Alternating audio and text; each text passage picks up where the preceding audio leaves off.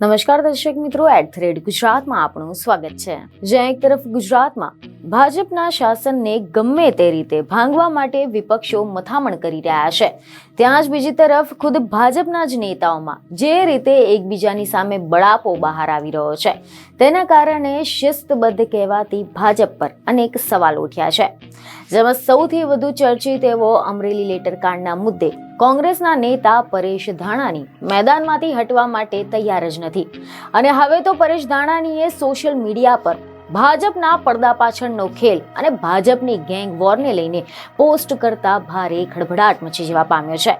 કારણ કે તેમને આ પોસ્ટમાં ભાજપનો જે અંદરનો ખેલ ચાલી રહ્યો છે તેને ઉજાગર કર્યો છે.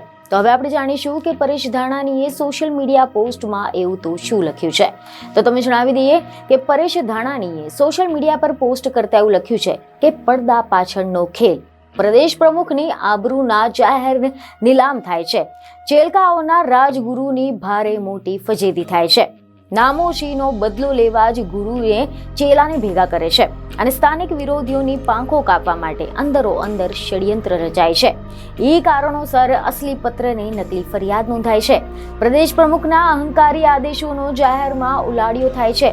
અમરેલી જિલ્લો બળવાખોરી માટે સમગ્ર રાજ્યમાં ખૂબ જ વખણાય છે. ઇફકોની ચૂંટણીમાં સંગઠનની વિરુદ્ધ સહકારી ઉમેદવાર ઉભો રખાય છે. પ્રદેશ પ્રમુખનું નાક કાપી અને ખુદ બળવાખોરો જ જીતી જાય છે. ડરની દિવાલ તળે સમગ્ર ગુજરાતમાં પાટીલની ગેંગની આ જ આણ વર્તાય છે. પાર્ટી મેન્ડેટના બહાને બધા જ અંદરના હરીફોને હડાય છે અને બધા જ પાયાના નેતાઓ અને કાર્યકર્તાઓ પછી સાવ હાસ્યામાં ધકેલાઈ જાય છે.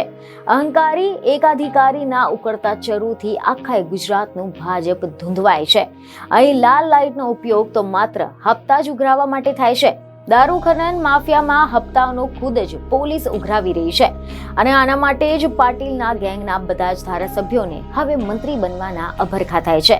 પાટીલ ગેંગના બધા જ પપેટોને પછી છૂટો દોર અપાય છે. પાટીલ ગેંગના ખિલ્લે જ આખું સંગઠન અને તંત્ર ખુદ બંધાય છે.